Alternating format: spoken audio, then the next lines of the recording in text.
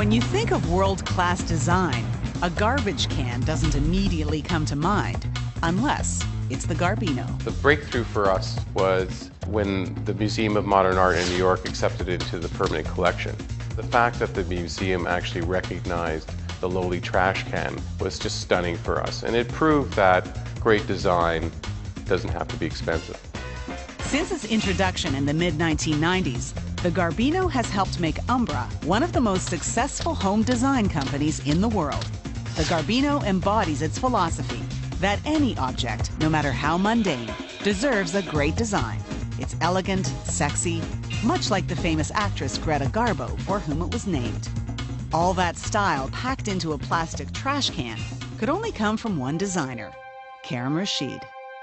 I was always a believer in this kind of really democratic product for everyday life. I'd always look at products and think, what needs improving?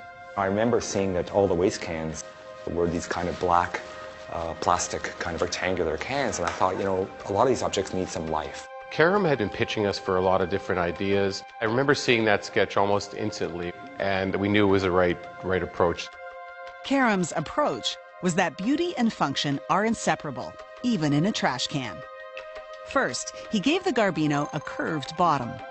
Every time I had a wastebasket, if I put coffee cup in it or some liquid would form in the corners, and then I have to go in there and clean it. So a rounded bottom was perfect. It's so easy to clean because everything would kind of drip to the center.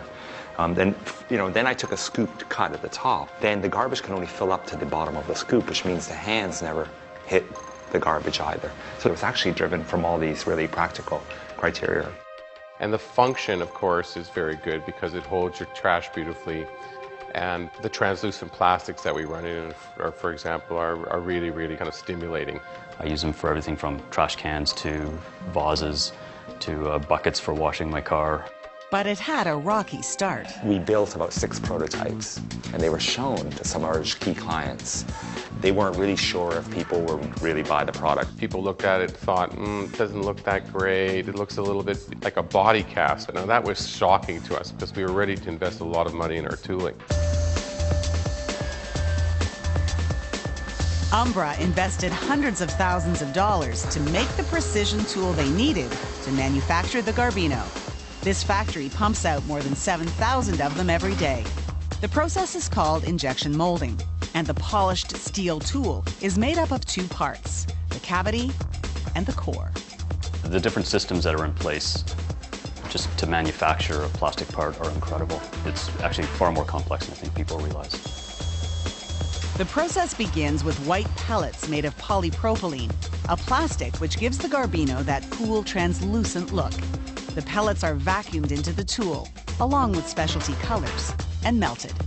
Then, the molten plastic is injected through a nozzle as the core presses against the cavity, leaving a tiny gap less than 1/10 of an inch, where the plastic will flow and the Garbino is born.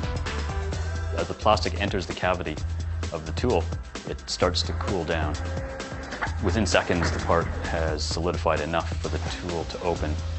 A form like this allows for the injection tool to pull very easily out of the mold, number 1. Number 2, as a form like this, if you make a cone, then one can could get stuck into another when they're shipped. And if they stick into each other, you get suction and they actually just crack. So a curved form doesn't allow them to kind of get pushed into each other. It takes about 35 seconds to get the plastic into the tool and the tool to open and the part to be retrieved. We have tools around the world doing this, so highly manufacturable. Polypropylene is an inexpensive product, which means you can make a democratic product, number 1. Number 2 is it's fluid. It's warm, it's flexible. When you burn it, it only gives off vapor. Basically, it's water. So you're not putting chlorine in the air or toxins in the air. So it's, it was all around a kind of, let's say, again, a holistic project.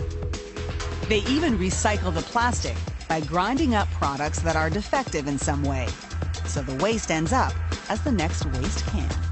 The Garbino is any company's dream product. We agonize over getting it right. One wrong turn in the road can really be the difference between success and failure.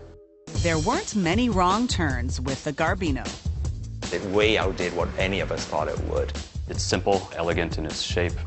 It's just a beautiful form, and it works really well as a garbage can. So it's actually an embodiment of our philosophy. go to those everyday objects and think, how can we reinvent them? How to make them more functional, sexy, interesting, and at the same time, try to make them affordable so they're accessible to everybody. And the mass appeal is what designer Karima Rashida is most proud of. If I go into somebody's average home, and what I mean by average is somebody who doesn't really know much about design culture, and I walk into their bathroom and I see Garbino, for me that's more important than being in a museum collection.